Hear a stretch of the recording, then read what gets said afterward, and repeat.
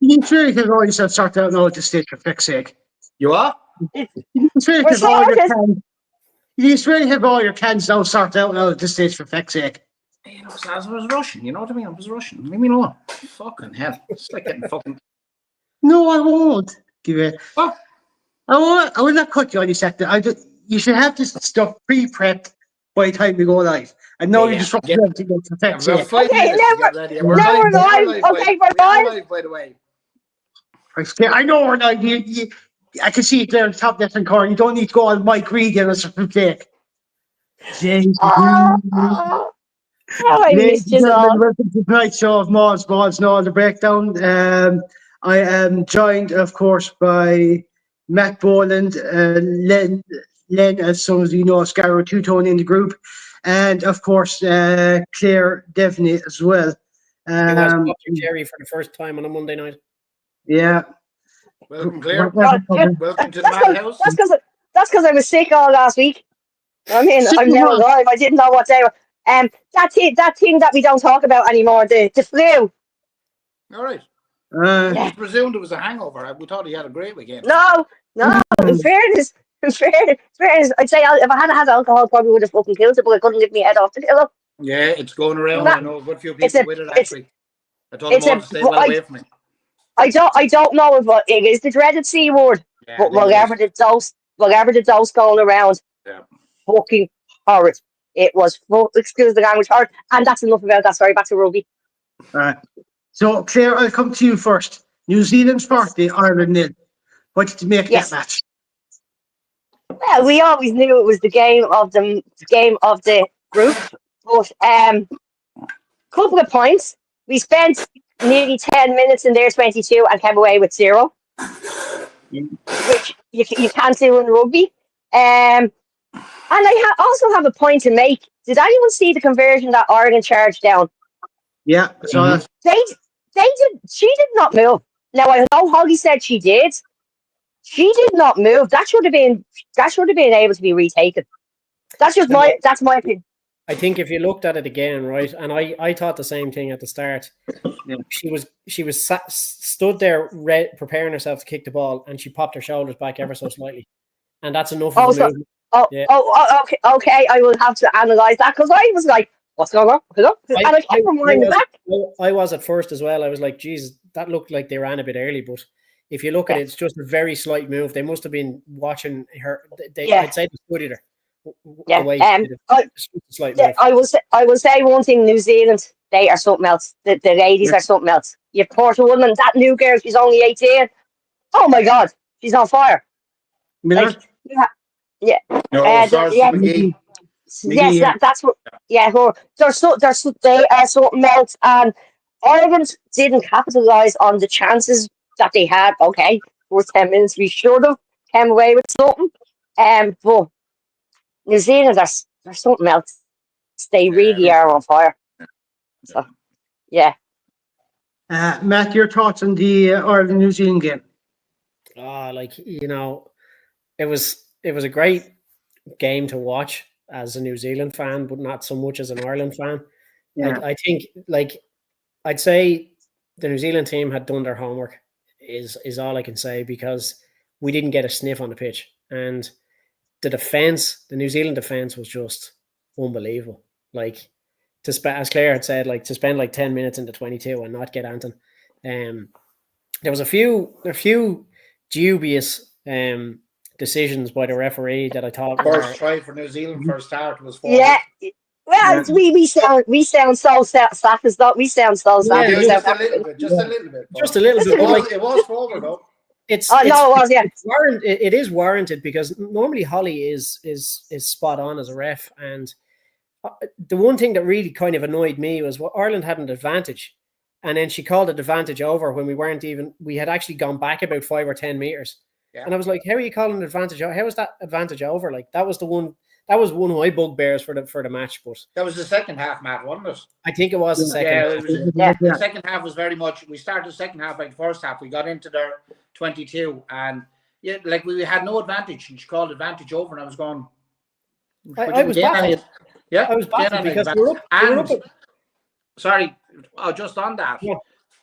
No, go on. You finish your point. Go on. I'll come to it in a minute. Go on. I was just saying they were up at the 5-meter mark and got the penalty advantage, and then we're back outside the 22, and she called it advantage over. I was like, how was that advantage over? Yeah. Sorry, Glenn, go on. What were you saying there? No. Actually, just on that build-up in the second half, that was another thing. Now I know Claire saying we sound like Sapphists here, but Riley threw a pass. I rewound it. I looked at it. I don't have a television camera, but it looked like the New Zealand lock deliberately knocked that ball down. And you see that? No. Yeah, I did. Yeah, I did actually see that. Yeah. I think I know what you're talking about. And like she actually threw it, the ball went forward, and Riley stood there like that and looked at Holly, and that was the end of that. She told him to play on, but it looked, her hand came forward. Whether she hit her hand, which is legal, but it looked to me like she knocked the ball on. Holly was standing right over it. But that was that passage you play, because we went back. That's where we didn't get the advantage. Riley threw another backward pass to nobody. It went fucking eluded them all. And that's we were gone outside 22, and Holly called advantage over, which was baffling, to be honest with you. Yeah, I heard somebody else saying the very same thing about that deliberate knock on, how it wasn't spotted as well. But look, I mean, you have to say credit to New Zealand, because they were phenomenal, and some of the hits and tackles that were going in, I was just like, Jesus Christ. Now, in fairness to the Irish girls, they made a couple of hits themselves, in fairness, you know. At some stage, should we made the decision to save some of our girls for the quarter final? Because let's be honest, how many did we lose? We lost three of them. So 3 of them. Yeah, because I know Flood went off, and I know McMahon went off as well, and probably Parkins. Yeah, and they were all HIAs as well. Who broke their ankle? Flood was her foot. It's her ankle. And that was her own player that stood in her foot as well. It was and she's there back up 10. Yeah. So we now have no 15 and now back up 10. So at one stage, when we were getting annihilated, was it time to go? Time to cut our losses and go for the empty the bench. Like empty the bench, considering who we potentially knew we were playing in the quarter final. And look, as well as that, Claire, it was a dead rubber. You know what I mean? Okay, that would have been nice. Like the fact we were held scoreless was tough, but it was a dead rubber. It had it does have a bearing who we're playing in the next round. But at that stage, you said we were never going to beat them, so it was always going to be France at that stage. You know what I mean? Well, we didn't know the result of the other game at that stage as such, but you know, unless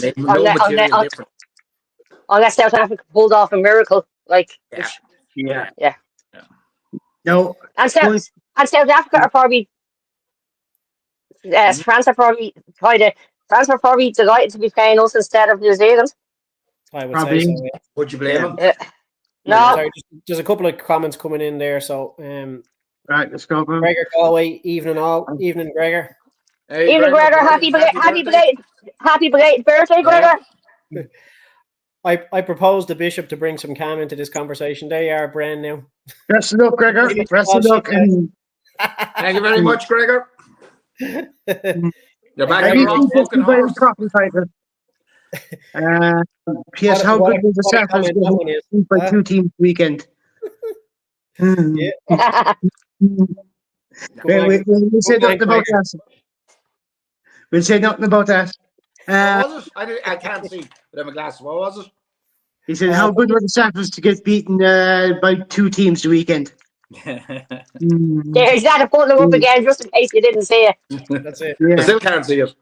Oh, for God's sake.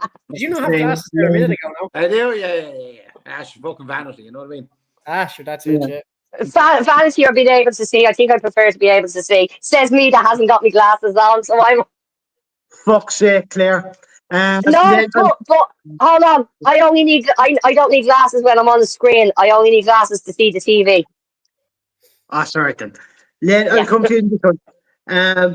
How good was that New Zealand defence when it came to handling Ireland around the pitch to keep them scores? Do I get a say on the game, no? Huh? Do I get a say on the game? Yeah, you do. All right, go on. No, Go on. fuck's sake. Go on, then let me say the game. Fuck's sake. No, Hi, Jason, are you still talking? He I is. didn't- well, like, it'll be hard to get a fucking word in edgeways with you now, Claire, so be quiet. Ah, come here, you all know me. I'm sorry. What else? You have the bits of perfect sermon. Yes, exactly. Fucking eulogy or fucking. Here, hang will I on. mute her? Will I mute her, Len? Will I? No, Yeah, no, go no, on, no, go on, no, go on, go on, go on. Yeah, but no, look. I What's your actually sign didn't language see. then? Yeah, I don't know which more now I am. You That's finished? one. I didn't get to see the game on Sunday because it was busy, so I actually watched it back on Sunday night. But I had seen the score, Yeah. and I saw 40-0. And oh, Jesus Christ! But lads, in fairness, when I watched the game back, I'll give it to the girls, right? It sounded way worse than it was, right? But I thought they put in some shift, especially in the second half, right? They just couldn't get a rub of the green, right? They really did deserve to get a score, just one score on the board, for themselves because fucking they hit everything. They played it out till the 80 minutes. Like, talk about it, you were alluding to Matt there about being unlucky. Like when we were camped down there for the first 10 minutes, the pass, I can't remember who was pass, it was Parsons or Eve Higgins or somebody threw the ball and it came off of fucking Brittany Hogan's hand. And everything came to an end. They got nothing for it, right? After 10 minutes down 22, which, look, is probably not good enough. But at the same time, then, as you said, we lost Stacey Flood, freak injury. Grace Moore stood on her foot. That didn't fucking help us.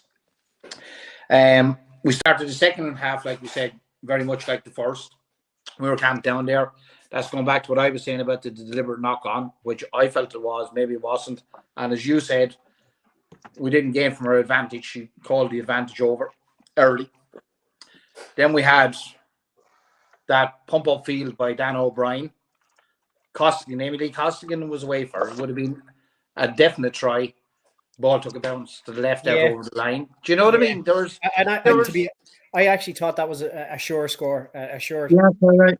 It was nailed on. Like there was nobody next in there.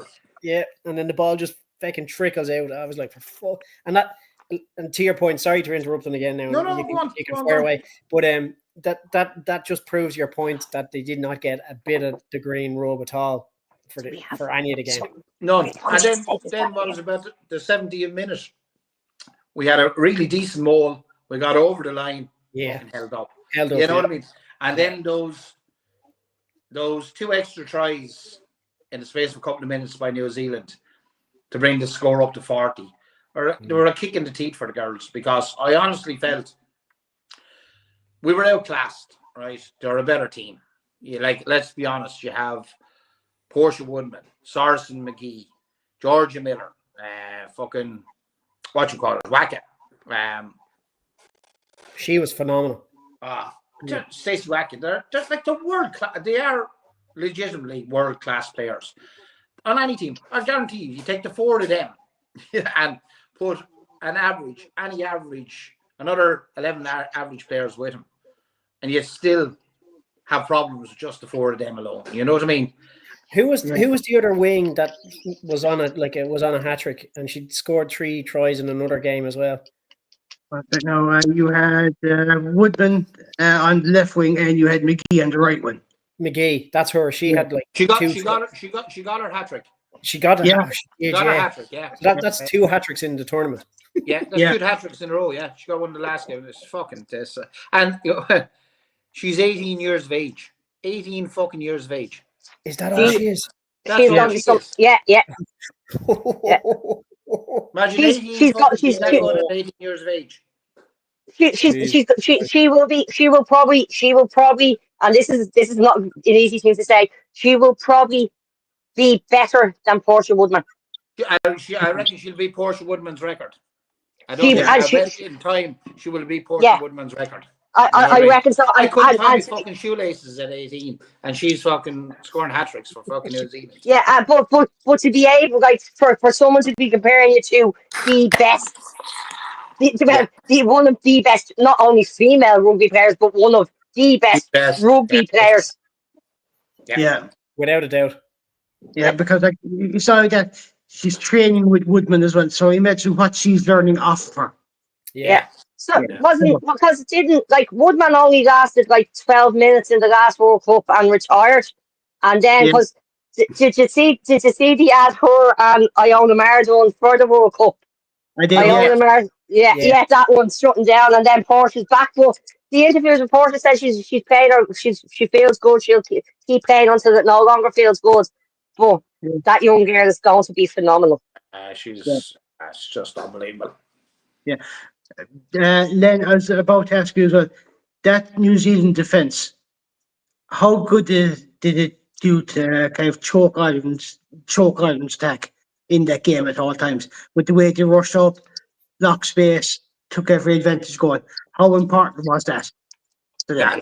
Yeah, it won them the game, Danny. Their line speed, their defence, their rugby intelligence. It's look. I hate to say it because, as I said, the girls put in and they have a lot to be proud of. Yeah. They gave it their all for the full fucking 80 minutes. And to be quite honest with you, considering the score they were behind, I think they put in a better shift in the second half than they did in the first, even, right? They never gave in. You know what I mean? Like they were out on their feet for the last two tries and they got suckered in. But look, we were probably a little bit naive as well. We were kind of too narrow too often during that game. The Black Ferns are just their line speed. Now, listen, I was listening to the pundits afterwards on the thing, and they were making comparisons to the Black Ferns with their male counterparts, as in we like to veer marginally offside as much as we can, right? And also their ability to just stay on the right side of the league or maybe just over it when it comes to slowing down the ruck. And the pundits are not wrong. But like that's what I'm saying. It's rugby news. It's just look, we couldn't the first half we couldn't get a fucking sniff. You know what I mean? Like the ball would come back on us, we gather a kick and we gather it. And as soon as we approached their line, we were kind of got a little bit slow. A ball is passed back. There was nobody running on at a pace. But as soon as the receiver caught it, he was fucking hammered. That was it. They were immense. They were absolutely fantastic, and it would have been a complete joy to watch. Only for they were playing against us. So yeah. That's my. But as you said, Danny, New Zealand are like the record is what it was. We won 2 of the last 3 games that we played them. Three games we played them in overall, which is a good record against them. But you said last week that they're a different beast in the World Cup, and you were dead right. Yeah. Now after the weekend, we've played them 4 times. We've won 2, lost 2. Yeah. That's the way the record stands now at the moment, which is probably one of the better records against New Zealand. Yeah. Go for men's and women's concerned, the amount of games played. Yeah. Matt, the New Zealand defence, how important was that to keeping Ireland scores? Oh, massive. Yeah, massive. And look, a defensive display like that, that's easily a team that could win this whole tournament. You put out a defensive display like that against the Red Roses or against Canada or against France or whoever they're going to meet later on, and they'll do that to everyone, and they'll keep anyone out. But like the handling error for Ireland was quite high. But there's some interesting stats on this game. I'm just looking at them here. Possession, Ireland overall had more possession and more territory. So 51 to 49% in favour of Ireland. And then the territory was 57 to 43%. So it'll just go to show you a lot of the scores that New Zealand were scoring were attacking play and running rugby. And again, I'm just looking at a few here. Their clean breaks 7-2. Do you know what I mean? In favour of New Zealand, and that'll just go to show you like they were running riot. But that defence, like New Zealand had 150 defensive tackles to Ireland's 131, and our missed tackles were 24 to 14. So look, New Zealand were and half of those missed tackles resulted in tries, probably. You know Exactly. Yeah. You know, Yeah. you know. Yeah. And 100%. look, But look, as you as said, well as Len, that, like, on the handling errors, Matt. yeah. I didn't think our handling errors were as bad as them. I thought we didn't have as many. I know we had handling errors, but they weren't that detrimental. It wasn't the handling errors that killed us, to be quite honest. No, Jesus, no. But I was looking for the stat here, but I remember it flashed up on the TV at some point in the game, and we had more handling errors. But like you said, it wasn't detrimental. It was everything else. Yeah, it was just we just couldn't contain them. But Yeah. and in saying that, I'd like to see the stat on it because New Zealand had an awful lot of handling errors. As good as they were, they weren't without handling errors. Yeah. But the funny thing was, they must have had 7 or 8 balls that they fumbled. That 9 times out of 10 would have been a knock on, but every fucking time they managed to go backwards. That's what I'm saying. We had no fucking luck in that game. We just didn't get it. But look, so that's it. Share your thoughts on the New Zealand defence and how good it was to keep Ireland out. Oh, they were so they were something else. It just they couldn't do anything wrong. I know that sounds, but they couldn't. Even when they were making errors, it was still coming. It was still coming out in their favour. And you're like, how is that? Is it just that good, or they were just that lucky? Yeah. So yeah, it's yeah. I'll come back to you in this care. Yeah. I'll come back to you in just care. I'll come back to you in just care. Then you point of the handling errors. Now, in lead up to the 5th try, which was actually disallowed eventually, George Rebelsi caught the ball, fumbled it, knocked it forward, then went on, and the try was disallowed because of the build-up. Was that typical of Ireland's kind of day where we turn over the ball and then all of a sudden, in a good attacking position, then we'd be back down again on our own end of the field before we even knew what happened? Now, Matt, I'll come to you first since Claire decided to go off screen. Sorry. For the 4th time. For the 4th time. Sorry, I'll be up and down. That's trying to sort the dog out and all. Yeah, sorry, Claire. Joe, the 5th try was just disallowed by New Zealand, because of the George Miller knock on.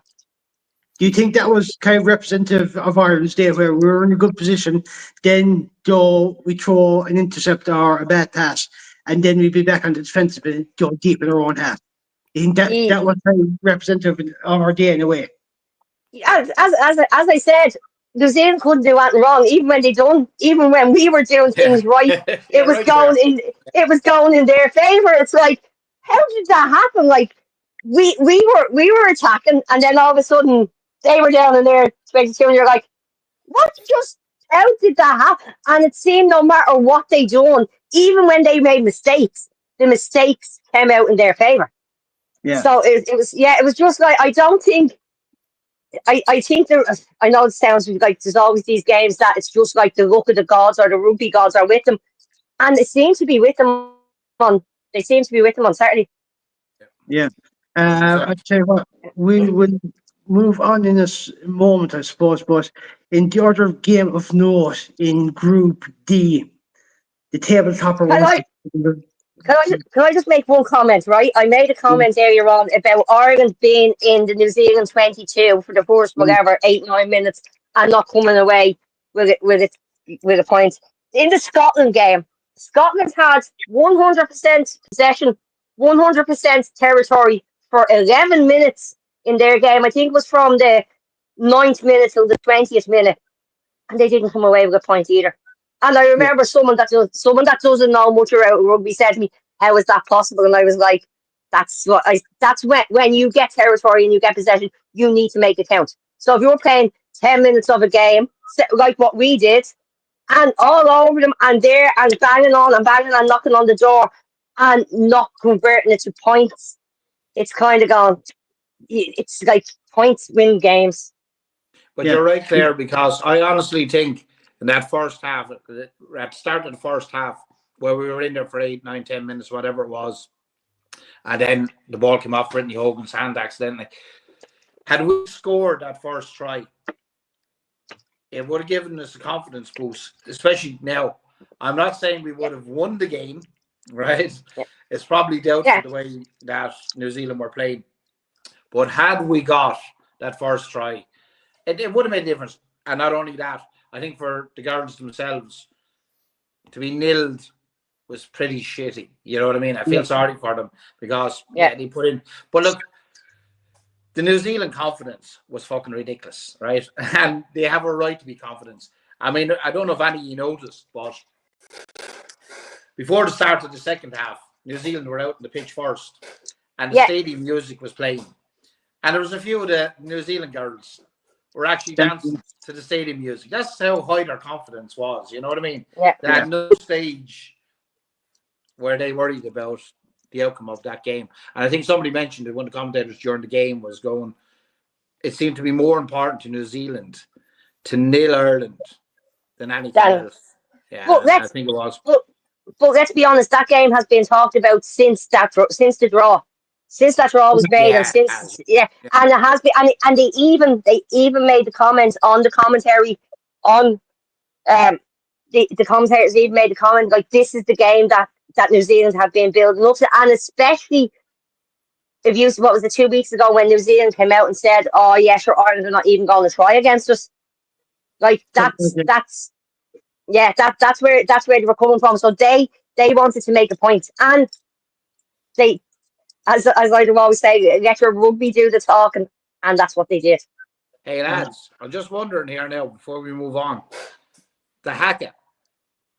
You know the way we refuse to stand down and break first after the haka. I wonder if that pissed off just a little bit. I'd say so. It did. It was nice to see though. Fair fucks to the girls. They stood their ground. The Welshmen did that a good few years ago, maybe was it 15 or 20 years ago, something like that. Where they were two smokers, and that's it. They basically said who's going first. That's what that's what you want to say. That's what that test was. I think normally when the other team doesn't move first after the haka, it kind of riles up New Zealand that little bit more. It really, it really works them up. But as I we say, really didn't really need to rile them up any more than they already were, to be quite honest with you. Lovely dance, lads. We're fucking off now, quick. I think we riled them up enough last year when we beat them 29-27. What's it? So, how's the patient? Huh? Dara Weston. Evening, Dara. How's the drugs going down, Dara? Snoop Dogg. His Logan Bobby's probably higher than Snoop Dogg and Willie Nelson put together. Sorry, guys. Dara has had some medical procedure, so it's medically prescribed. Okay, I'm making it sound worse now. No, just stop talking there. He's had the Leinster chip moving on.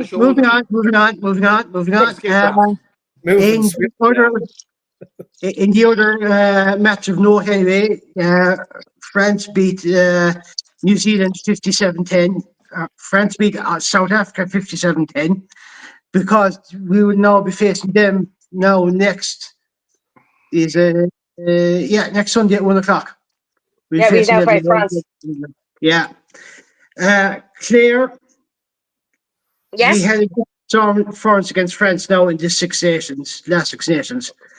Do you think we have a chance of beating this French side? There's always a chance of beating someone, but we need to. France haven't really been tested per se in their group, so but still neither were New Zealand, and then they met us and they still weren't tested. Sorry, that's a terrible thing to say.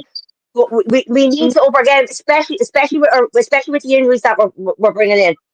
Especially the injuries we've carried in. As I said at the start, would it have been a good point at one stage when we kind of went, lads, we're kind of bet let's make reserves for the quarterfinals, because we knew at that stage we were in the quarterfinals. They need to come all guns blazing, all cylinders firing, and Air Girls will. We for back. Anyone know when do we know will she be back? I haven't heard yet. Yeah, No, Yeah. there's still a word. I know she partook in training, was it last weekend, all right, and so in some of the warm up against New Zealand. So chances are she probably will be back for the France match, all right? Probably. Yeah. Well. Yeah. Yeah. Probably we kind of need that grit and not against the girls that are on the pitch, but um, they need to come out and have belief because we believe in them. Yeah. Matt, do you think we have a chance against France now next Sunday? Okay, so they're gonna need they're gonna need to put that game behind them, right? They're just Yeah. gonna need to absolutely forget about it, put it out of their minds, and focus on the task at hand. Have they the ability to beat France? Yeah, of course they do. We saw it in the Six Nations earlier on this year. They did really well against France. Only lost kind of narrowly, but they have the ability to do it. So if they can get this week right and their prep right, and maybe we'll get the rub of the green next weekend. We didn't get it this Hopefully. weekend. Do you know what I mean? So like, it's not gonna be 2 weeks in a row where you get nothing. So I think with getting a good performance and good strategy in this week in training and team talks, and you could see them actually. Good point to note. After the game, they were in a huddle, and you could see Adele Yeah. McMahon, and Yeah. she was literally, I'd say it's already started right then. We forget about it now. We've moved on, blah blah blah, and it's how they react now. Can they do it? Yeah, absolutely they can, but it needs to be a good, solid performance, and they'll need that little bit of rub of the green as well, that little bit of luck to go They their way. didn't get a sniff of They it. got nothing. So for me, like they got absolutely nothing against So we're the All due Blacks. in the next game, Matt. So we're due it. We're due it. Yeah. 100%. Yeah, and Len, the belief that the belief yeah, the They just belief have to that believe. that's it. Yeah. yeah. Len, what do you think of our chances against France now next week? Right. Look. No. Look, our record Right. against France is fucking pretty dismal. I think it's 33 games. We won 3 and we've drawn 1. So, it ain't great. We had a better record against New Zealand, but we played them less. But as Yeah. Matt said, I agree with him. We have to put the game gone behind us. It's over. It's done with. It was a dead rubber, right? We know our opponents now. We had some positives in that game. The scrum was actually very good. You know what I mean? We had our line out. We had a couple of misfires, but it seemed to be a little bit better than the last couple of previous games. And as I said, we put in a huge effort for 80 minutes. Like we had some great hits in that late in that second half. Yeah. You know what I mean? The girls look. Fucking, we're proud of them because I thought they really fronted up, regardless of the scoreline, regardless of the 0. I think they did front up, and I think they can hold their heads up high. We were beaten by the best team in the world, like the holders of the World Cup. And on another day, as Matt said, we get a rub of the green. Who knows? Like we need to be very focused, though. We need a little bit more savvy. We need to start getting. We seem to be drunk. We get very, as I said, we get very, very narrow. Now, I don't think France don't have the firepower on the wings that New Zealand do. So to punish you as quickly, like New Zealand on the break, any slipping opportunity, and they punish you. So I honestly think certainly we have a chance. All going well, as Matt said, we get a rub of the green. Yeah, and unfortunately, I know we discussed it last week. It would have been very nice to get South Africa and to knock them out in the quarterfinal after all their bullshit. But that's not going to happen. So now we need to knuckle down, get behind the girls, and hopefully we'll turn France over. It'll be a very tight game, but hopefully we'll do it. You're saying that France, there by Mike Sheedy there, so yeah. Everyone should remember that Like the All Blacks are together all year round. Irish women only together for a few games, but did us proud. 100%. Yeah. So I suppose you would be. There seems to be this kind of culture, I suppose, maybe within New Zealand rugby for when they are playing. Does make a huge difference. Now, Len, you were saying that France don't seem to have the firepower in the wings at New Zealand, then, which is a fair point. But the French scrum half, Bourdon Snooze, the way she controls play, do you think that'll be a huge factor for France if when she's playing? Yes, yes, I do. But like at the same time, we have to try and nullify that, Danny. You know what I mean? And again, this is coming back to what I'm talking about. I'm not saying there's not a how would I put it? We just have to be a bit fucking cuter. You know, we have. She's the female Anton DuPont, isn't she? Really? Yeah. Yeah. At the end of the day, that's what she fucking is. And she's very good. But one player like that doesn't make a team. You know what I mean? So I think, look, we have to be very, very wary of her. And we have to be very clued in. But yeah, look, we get our game plan right. And as Matt said earlier and Claire said, like it's all down to the game plan. And we need to fucking work on it. Yeah, I'm sure they have their video analysis done and everything else. And we just had to put it into practice. So fingers crossed. All right. Matt, I'll come to you on this one, all right? Different subject here. Just to give you people a bit of perspective on this. Ireland held the World Cup in 2017. There was 12 teams in it, 30 games played. The attendance for all those games was 45,412, averaging about 1,500 people per game. You fast forward 5 years to the late COVID game, 26 matches played in New Zealand, 140,000 in attendance for all those games, but just short of 5,400 for the entire event. Now, we have 24 group games played.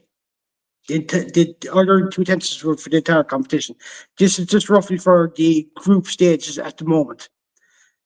232,900, we'll say, to say that. Yeah. 9,700 people per game roughly. Yeah. Where is the support for the women's game coming from, Matt? Yeah, well, we talked about this on another show, actually. I think we touched on it. And on that point of over 200,000 people tuning in, it's phenomenal for them, and it's more than they deserve. But this is the attendances for the entire event so far in England. Yeah, and this is the group stages. Exactly, and that's what I'm just about to say. I think they were saying that like the first game, the attendance was more than the previous entirety of the World Cup.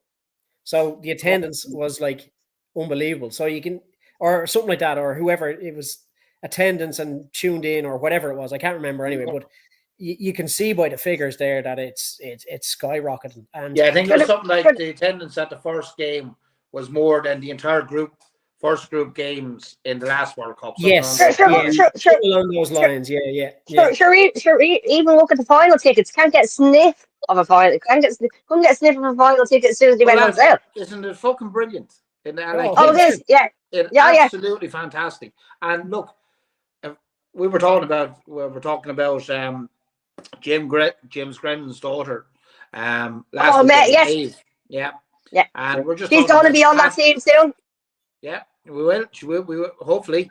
And the pathways into it and the whole lot. And I thought it was a smaller pool. You know what I mean? I'm saying for girls, it's a smaller pool and it's easier to progress, which is great for girls to get to the province and then hopefully play. And James told us that when they had the tryouts, 420 girls turned up, which is absolutely. I was actually shocked at that. I was amazed, because they're seeing it on TV and then they're starting to recognize these players. More girls want to play the game, which is absolutely marvelous. And more people want to watch it because it's on a professional setting now. It's absolutely marvelous. It's brilliant. Long may it continue. And it's on free to air as well. And I know that's not, but it's on free to air. It's on 2G Car. It's on RT2, and it's on BBC Two. I spent Saturday. I spent. Unfortunately, not all the games. Like no. I spent all day Saturday watching the women's rugby on BBC Two. The three games. BBC Two. The three games were on BBC Two on Saturday. Brilliant. Yeah.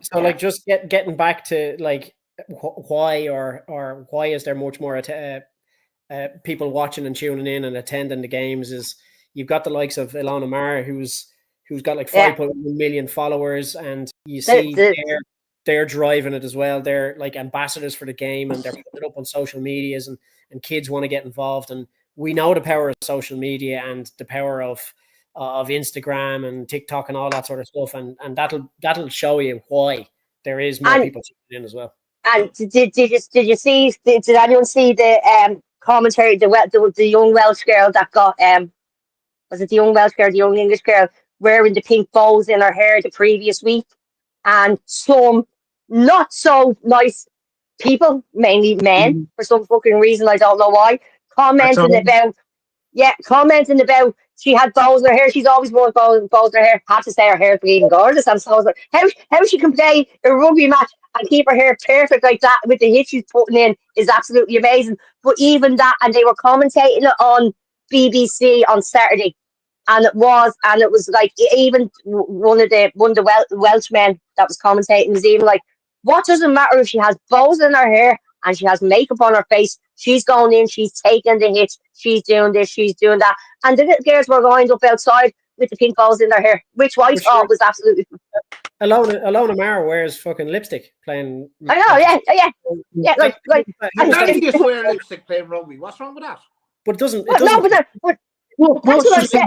Any more or any less, like, do you know what I mean? So no, but that's what I'm saying. Like, here's the thing, and it's I just, as like, from my point of view, a man sitting there commentating on it, and it's probably no offense to the man, but it's probably a man sitting on the sofa that wouldn't even know what fucking rugby ball was like, but just to make the commentary. But fair play to Iona, Mark, Portia, Woodman, and to all the, like, even the men on BBC on Saturday were like, these girls are going out and they are putting their heart and soul into it and like bigging it up. And that's like, young girls are seeing that now, and it's becoming, oh, I can go and play rugby and I can still have my hair done and I can still have my makeup done, and it's absolutely no problem, and I can still go and absolutely annihilate someone on the pitch. Sorry, Claire, it was one of the Welsh rugby players had. Yeah, one of the Welsh rugby. One of the comments. There was negative comments. What she does on the fucking pitch. That's what someone said. Someone made the comments. Like, what does it got to do with what she's got? So yeah. There's a good point with Dara there, lads. Yeah, exactly. So like, and I'm just checking there, right? Alona Mar has 5.2 million followers, and one of the biggest men's following is Sia Khaleesi, who's only 1.4 million. So it's not even double; it's nearly triple. And she's actually one of the most followed sports stars on social media as well. Not only rugby, sports stars. That's Sports Stars Rugby, which is our game. Yeah. So that's fantastic. Yeah. I've seen Alona Mara pop up on my TikTok a few times, and I think it's just the humor she brings with what she's doing. And so I think that's what makes her relatable. That's what makes her entertaining as well. So maybe that's what gets people hooked into certain ways here and there. And I've seen with the Irish women as well, with doing their own TikToks, it's probably bringing notice to it in a roundabout way. And then people are kind of going, let's do it, check out and look more about these people and stuff and see what happened then. But Mike Green made a good comment there, I think it was 1 or 2 shows ago. And he said he saw the Ireland women play the Scottish women, it was about 10 years ago. And he said all the basic stuff they're doing, handling scrums, line out strokes, they've improved massively over the last 10 years. Do you think that makes the product more watchable as well? But Danny, as you said last week, we touched on it here. The women's game is probably more watchable because it's more free-flowing rugby. So it is actually a very good product to watch. Do you know what I mean? Absolutely. Yeah. But Claire, would you agree with that? Think it's more watchable because it is that more free-flowing game? It's more free-flowing, and it's a little bit faster than the men's game. I know that sounds, but it's a little bit more fast, a little bit faster. It's like there's more line breaks and stuff, and you know what I mean? Yeah. But it is great to see now that, as I said, the women's game on national TV, whereas like couple of years ago, it was like in the deepest, darkest reason. Was it even like, I don't know where it was on a couple of years ago. Was it even on national TV a couple of years ago? Probably No. not. So, Probably not. yeah. And I, like it in the men's game, maybe 1 in 10 games, you'll see a line break from their own half. If even 1 in 10 Yeah. games, probably 1 in Yeah. 30 Yeah. games, where somebody Yeah. grabs the ball in their own half, makes a line break, and goes down the other end of the pitch and scores a try. There's nearly one in every game. Every game. In Yeah. the So women's game, which it makes it even a great spectacle. And like, even for an armchair follower that goes, here, look, I'll flick over to the rugby and see, solely because it's the Rugby World Cup, maybe doesn't watch women's rugby at all. You know what I mean? It's a good fucking watch. It's a great watch. I watched the France-Fiji game, France-Fiji and Fiji ladies game, and I have to say it was 27-25. Absolutely brilliant game of rugby. Fast paced, kept going, and it was absolutely brilliant. And that's coming from a team who had to Fiji who had to self-fund to get to the World Cup. The yeah. GoFundMe page for go for it, and it was absolutely amazing. The Samoan ladies who absolutely put their heart and soul, and it was for even someone said to me, but they didn't score and they didn't win, but they thoroughly enjoyed, and they were there and they were going into it. And the Fiji ladies, when they won that game, it's where they had won the whole World Cup. This was their. Claire, do you know what? Just on your point there, I think the Pacific Islands are really fucking hard done by World Rugby. Yeah. I really. Oh do. yeah. You know, that's a whole different show. Didn't Samoa have to crowdfund? Disgraceful. Didn't Absolutely Samoa have fucking to disgraceful. crowdfund to get the money together to get to the World Cup? Yeah, that's it. Fucking disgraceful. World Rugby needs to look at this, but they're also hard done by when it comes to the men's game. You know what I mean? Yeah. In both. So they really need to look at, because in fairness, I think the Tongans, the Fijians, they're fucking brilliant. I love watching them play rugby. You know what I mean? Yeah. And they really need an injection of fucking cash. They really do. Yeah, they do. You know, like BBC interviewed one of the best rugby players ever, Surevi, and his daughter was playing for Fiji, and even he was saying that it was like scandalous the way they had to crowdfund. And that goes for male and female rugby. Let's be honest. Yeah. So sorry.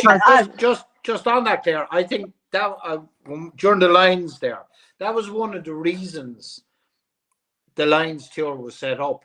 I think it was the Australians came over to tour in England back in, I don't know, it was fucking 40s, 50s, whatever it fucking was.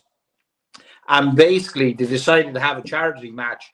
Like somebody, Neil McKeown will correct me on this, but this is the gist of it, because Neil will have all the facts. But they came over to tour and they're practically broke after the fucking tour. So they had a charity match to fund them to send them back home. And on the back of that was basically the first Lions game. That it was a charity thing to send them back home to pay their expenses. And that's where the Lions tour basically fucking came out of. And now in this day and age, in 2025, you have the Fijians having to have a GoFundMe page to attend the World Cup. Scandalous. Yeah, that's it. Yeah. I think Canada had a similar problem as well, trying to get the World Cup. They need to rely on supporters to get funds as well. Yeah, Canada. Yeah. Yes, it's why I read a few months ago. I think they're looking for sponsorship. Through the companies. men? Canada? Women. Yeah, the men. The women. Women. Yeah. You're looking for one of the teams in it. Actually, the number 2 team in the world. The number 2 in the world. Know that, Danny. Yeah. I don't know. A few months ago, but as far as I know, they're sending out feeders for funds for supporters or companies or something like that. Anything just to get some done. Yeah. Hopefully, this World Cup will do for women's rugby. Will stop with that. Obviously, let's be honest. We know they're not going to be on the par with the men's teams just yet, and that's just as I'm saying, just yet. That's not to say it won't happen in the future. But hopefully this World Cup and the likes of Iona Mar, Portia Woodman, Ellie Kildone, all of them putting it out there, and it will become mainstream, and it would become let's do this. Yeah. I Sorry, reckon and that's there's not. sponsors. I reckon there's sponsors sitting there, tripping over themselves Yeah. to fucking out for them contracts. Yeah. Just on the back of this World Cup. I Yeah. know they're probably the sponsors is, but they're stars, as all three that you mentioned, Kildare and Porsche Woodman. I like Sarson McGee. Oh, Sky's please the don't be something limit else. for that girl. Yeah.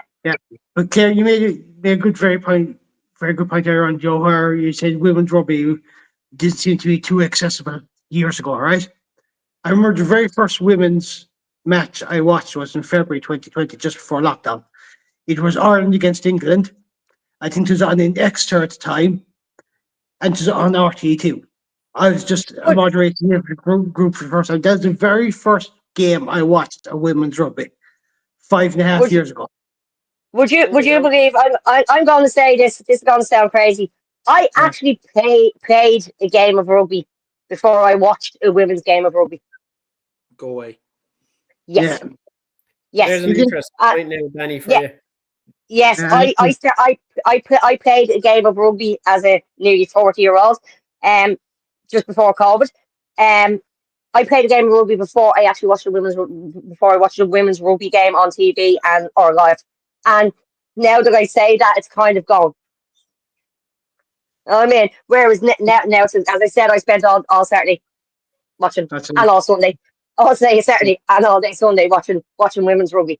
There's a very good point by Dara. Just jump onto that Yeah. point there, Danny. Yeah, very Yeah. good point by Dara. It was only 2 or 3 years ago the Samoans came over for the autumn internationals, and Dennis O'Brien sponsored them for the training kit, etc., and getting home. We need to see more teams stopping off on their way to New Zealand for one Pacific Islands game to let these nations get some ticket and sponsorship cash, which is only fair with them. Yeah. Because And Dennis, if you want to sponsor a podcast, give us a bell. Yeah, There's yeah. Gregor Galway agreeing with Dara Weston. Dara Yeah. Weston nailed it, to be honest. 100%. I know it's not the same, but I know Super Rugby with the two Fiji with the Fijian Drew and the Moana Pacifica. What they're trying to do is they're trying to get the games. They're trying to get games into Fiji and into like in there to try and get more the stuff. players Like I involved. know, yeah. Well, not to get more players involved, but to get and to try and like I think it's an FU to World Rugby is like we can go here and we can play, so don't be screwing them over. Yeah. Like Yeah. I watched one of the Super Rugby games was either last year or the year before. It was in Fiji, and Yeah. oh my god, the atmosphere was amazing, and the crowds, and it was just I was like, oh my god, what I would give my left like arm to be there. It's like the way it was, and it wasn't an amazing stadium. It wasn't brilliant. It wasn't like top of the range stadium. It wasn't. There was no people. Let's be honest, there was no people up and down for their points, and there was Look, like you're onto this that. something there, because we spoke about this with not Greg O'Shea, with Harry McNulty on last week's show, and he was saying like the Sevens, when they pick a tournament, they go to like Dubai or Singapore or Hong Kong, and where rugby isn't that prevalent, so they should be going. Like the amount of times we've played Fiji here, but we've probably never played Fiji away. Do you know what I mean? So, True, yeah. Yeah. like what If wasn't they done a tour to Fiji, I what would was go to Fiji and Samoa to watch them. what was stopping Ireland going down to tour New Zealand and stopping off, like you said, in Fiji or in Samoa for a couple of games beforehand? Because that would get the community in, that'd get money in to Fiji and Samoa and any other Pacific Island nation. It'd also get people going to games because they would want to go and see, shit, Ireland are coming to play. Let's go and see let's go and see the likes of Caelan Doris. We'll never see him play, or any of the lads. Do you know what I mean? And that's what they need to start thinking of doing. And If Matt, they on done that it, point, Argentina should Very be fun, included in a couple of these tours as well. yeah. Yeah, absolutely. Yeah. I would love to go to Fiji. I would love to go to Fiji, Samoa Tonga to watch rugby. That would be like that would be a fucking one of them top 10 destinations. That would be one of them. I've A read bucket list, a I think, is couple what of you're looking for. autobiographies. Off the top of my head now, I can't think which ones, right? But there was 2 or 3, because I've read so many of them, but there was 2 or 3 of them all made the same point about playing Tongans, Fijians, Samoans. They said, in a tackle, They're the hardest bastards you'll ever. It's like hitting a fucking brick wall, right? Mhm. Every one of them, from the age of fucking about 16, is a natural fucking prop. They're Yes, brilliant. and But that's like, the winners. That's the and winners. like, sorry, Danny. Yeah, the bit like props and they're the wingers. Yes, Yeah, they're that's built it when like you think props, about it. and they have the speed of wingers, and like their skill set then as well. Like these big fucking bastards with soft hands and fucking go through you. Yeah, Like, they yeah, really need. I think they're being left out in the cold, and World Rugby really needs to look at it honestly. yeah. Right? Can we talk about the New Zealand South Africa game? Before Yeah. we Ladies and gentlemen, it's been a great show. No, in all seriousness, we leave it there. I think that's Danny, really, fucking Danny, you that, cannot. that's Now, your Danny, Thursday night. you Then. cannot leave That's it your there. Thursday night. We You have to be your give us Thursday 2 night to talk to minutes that. on Danny. That's because we went off on the rant and the tangent and around the Danny, corner, give and us now we're like, like 2 minutes each on the South African game. Come on, You for get fuck's one, sake. take it or leave it. What? You get he can one, have take mine. it or leave it. He, 1 minute. Yeah, and 1 minute each. then, Claire no, can't then, talk for 1 minute on Anthem. no, then you can have my 1 minute. So okay, Mm. I'll Danny, donate my 1 thank you, minute to Claire. you. All right, let's go. Okay. All I want to say is, right, 24-17. Now, Carl Dixon is a fucking disgrace, right? He fucking screwed fucking the South Africans out of that game, right? Honest to God, right? I'm now beginning to believe there's a fucking conspiracy against South Africa, right? All right, Rosie. World Rugby wants to fucking keep fucking New Zealand at the top of the pile, right? He actively worked against them. That is according to my South African neighbour. Now let's actually discuss the game. Fucking brilliant. I am fucking delighted. I They knew he was fucking taking the kicked piss. their arse. Now, lads, it was squeaky fucking bum time, right? That was some fucking game, right? The highlight of the game, that crossfield kick from Bowden Barrett, right? Fuck me, Pink. The arrow went in, slipped under Willie LaRue's fucking feet, right? Got up, back up, to Cheslin Colby, of all fucking people, a dummy, and went over for the fucking try. 70 fucking 4th minute or whatever it was, score in it. South Africa have a line out. Fucking, they win it on the fucking try line. Ardy Sevilla locks onto his man, wins the turnover. Good luck and good night. Fucking fair play to New Zealand. That's all I wanted to say. Matt, you're one that's taught in New Zealand, South Africa. I could talk for hours and hours and hours on how I dislike the way South Africa play on the pitch. 12 minutes into a game and they do a line out in the middle of the fucking pitch. And you know what? I forgot about that, Matt. Sorry. I swear to God, it actually was actually embarrassing because New Zealand had obviously done their little homework and you could see rightly they were allowed to go in at the side. And because it's not a maul or a ruck, it's a fucking line out play. They went in from the side, disrupted, and it was fucking turnover ball. And do you know what? I was actually fucking delighted because, okay, like there's nothing wrong. It's not against the rules to do it, but it's just not. It's not in the ethos of the game. It's not in the ethos of the game, and we don't need it. It's a load of shit. It looks stupid as well, and I'm delighted that the New Zealanders figured it out and fucking had a play against it because they really stuck it to them. So, and you know, fair play to New Zealand because, as you said, Len, that try was unbelievable. And actually, I've seen that on Facebook in slow motion. And I just keep rewatching. There's a fucking music is overlaid and it's just in slow motion. It was class. But even did you notice? Did you notice Ardy? I'll hand them this, right? They fucking kept at it, right? And they got it down to a 1-score game. But like I think the turning point in that was about 65 minutes in. New Zealand won a very kickable penalty and decided to go for the corner. And then fucking Baggy Smith decided to act the bollocks, got fucking yellow carded. Off you fucking go. New Zealand got to fucking try. Now, Ryan fucking, in fairness to him, he went down that left channel and he scored it to bring it back into a 1-score game. But It was the match of the weekend. It was literally without a doubt. brilliant. But did you see RD Sevilla fucking outrun fucking Cheslin Colby? Yeah. That's what I'm saying. It was fucking. It was fucking. No, And actually, Claire, only for you, right? I had a fucking massive fucking brain fart at the fucking weekend. I just presumed the matches were on in the evening, 8 o'clock in the evening, and I was pottering around doing a few bits that morning. And up on our own group, you actually had commented on the previous game, the Wallabies game. And I went, Jesus Christ, Claire's on the vodka already. That's not till this evening. That was a whopper game as well. And then I went, yeah, that was something else. Yeah, this is something else. I Yeah. ran back in Yeah. on the fucking television. Yeah. Got the last couple of minutes of that. And I would have missed the game of the fucking weekend. I was convinced it was 8 o'clock in the evening. So I was fucking thrilled. So thanks a million, Claire. Yeah, you're welcome. Claire, I'll give you 1 minute. South Africa, New Zealand. No, I gave them Claire, a go minute, so ahead. it's okay. You deserve I it. agree. I wouldn't have seen it otherwise. Come here. I have to say, fucking Ardy Salvea in his 100th game, wasn't it? Wasn't that his 100th cap? Yeah. He channeled his. I don't know. He rolled back the years. I was like, oh my, like this is like half. Like you have to agree, guys. My partner doesn't really watch rugby that much, and this is me at like 5:30 in the fucking morning screaming. He's like, was probably thinking someone's died, and I'm giving out like stuff.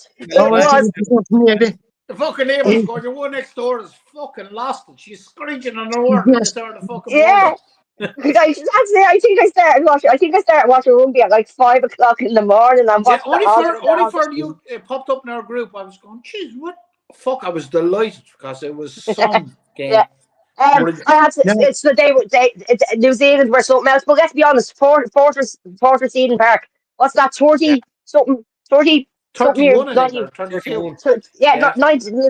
31 years and counting. I think France were the last people to beat them there in 1994, I do believe. So, but Ardy Sevilla, like fucking man boom. He just brilliant. We're always over the hour. Early roll back the years, and I'm going to make one comment on Early before we close it off. Moana, when he went back to play for the Pacific Island teams in Super Rugby, he became he rolled back the years and became the player he was a couple of years ago. It was like it renewed his rugby energy, and that's all I have to say. And just 1 point for our two Leinster supporters here. Rika Ione holding up that try. Yeah. I think that's all we have got time for tonight. Thanks to Matt Boland. Lads, good night. See you later. Good night. Bye. Talk again. Good luck. That, yeah.